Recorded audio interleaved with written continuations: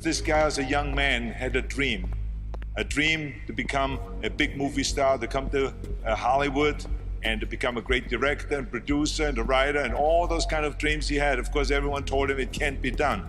But he wouldn't take no for an answer, and he moved across from New York to Los Angeles to Hollywood. And of course, one day, after struggling, like we all do in the beginning, to get into TV and into movies, he had this idea of writing a script. And in longhand, he wrote this script, which was Rocky.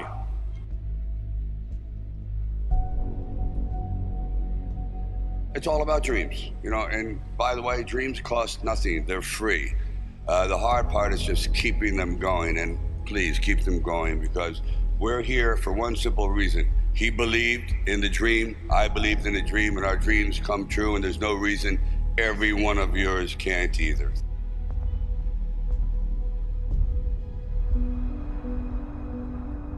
I used to sit in this little apartment, and it was a room. As a matter of fact, the room was so small, I remember I was able to open up the window and close the door while sitting on the bed at the same time. It was like 8 feet by 9 feet.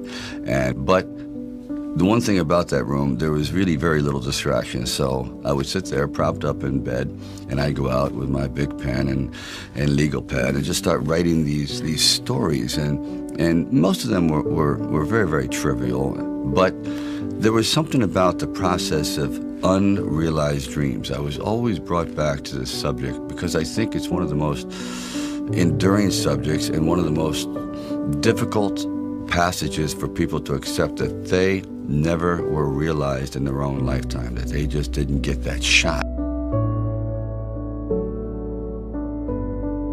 I decided it was a time to come to California. So I went to California, and I moved in the Valley, and things weren't going very, very well there. As a matter of fact, I had to go out and try to sell my dog because he was either do that or he just was not going to be very well fed. And then one night, I went to see Muhammad Ali fight. For one brief moment, this supposed stumblebum turned out to be magnificent in the fact that he lasted and knocked the champion down. I said, boy, if this isn't a metaphor for life. His entire life crystallized at that moment. He will be remembered for all eternity, at least among the fight fans. He did something extraordinary. I said, now that is probably what I need as a catalyst for an idea. A man who's going to stand up to life and take one shot and maybe go the distance. So I started to write. And it was one of those writing frenzies. And 3 days later, I came up with the script of Rocky. Now, the script by no means was a finished piece of material. It was probably about 90 pages, and maybe 10% of it remained in the final script, but it was done. I first met Bob Chardoff and Irwin Winkler, and I believe I was there on a casting call.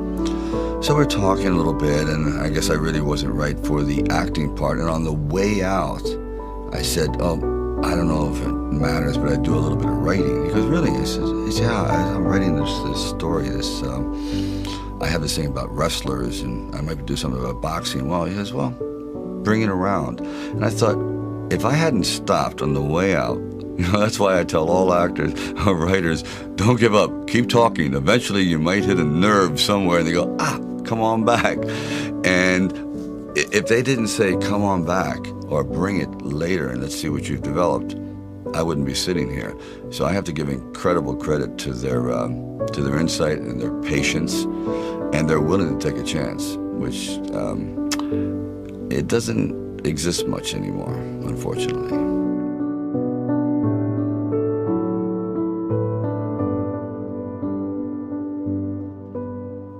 Originally, when I brought the script to them, they were fairly enthusiastic about it. The one thing they were not enthusiastic about was me playing the part, and I really can't blame them at the time. But there was something inside of me that said, this opportunity is never going to come around. And I really wasn't used to money, and I had no idea of what I would be missing. But the temptation started to come forward. First, it was $25,000 and $100,000. I go, well, I never heard of $100,000 because I had like $106,000 dollars in the bank. And like I said, I had to sell my dog, and things were not looking very, very good. My $40 car had just blown up, so I was taking a bus to work.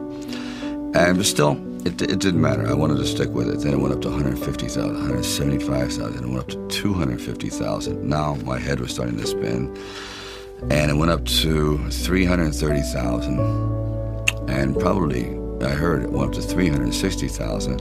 And I thought, all right, you know, you've really managed poverty very well. You've got this down to a science. You really don't need much to live on. I had like sort of figured it out. So I was not in any way used to the good life. So I thought, you know what? If I know in the back of my mind, if I sell this script and it does very, very well, I'm going to jump off a building.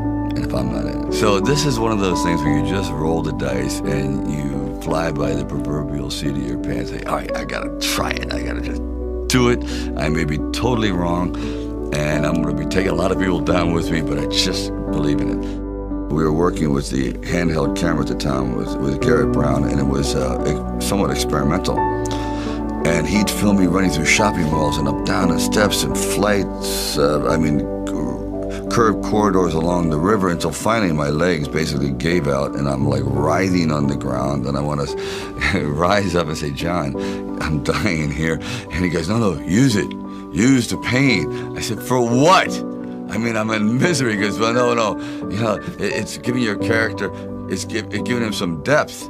I said, it's giving me bruises. It's giving me like agony. I can't sleep at night. Like the scene where we just jumped down and saw this ship along the dock, this docked along the pier, and I said, just jump out, run as fast as you can along the ship, and I'm running and running. I said, you know what, my legs are buckling. I'm literally gonna crash down here. Teeth are gonna go, jaw, face. I'm just gonna be ground down to this flat-faced image. Please. And I just barely made it.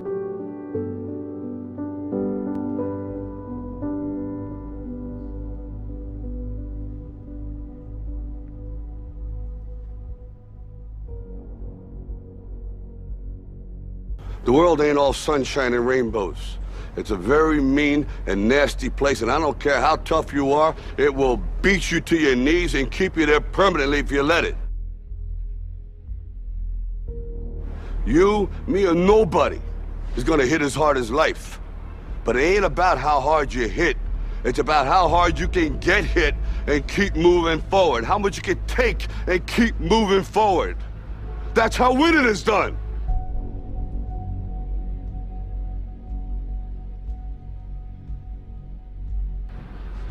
Now, if you know what you're worth, now go out and get what you're worth. But you gotta be willing to take the hits and not pointing fingers saying you ain't where you wanna be because of him or her or anybody. Cowards do that, and that ain't you. You're better than that.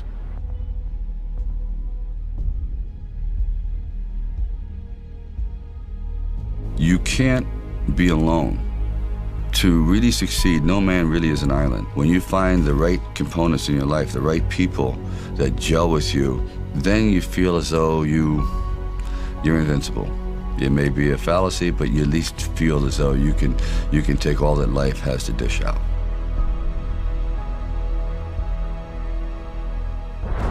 At the very end of our lives, if we can still say, you know, we were never humbled, we were knocked down, but we got up, and I can say, I lived life with integrity, and I took all the blows, as the song says, and I still prevailed. I think that's a good epitaph for anyone.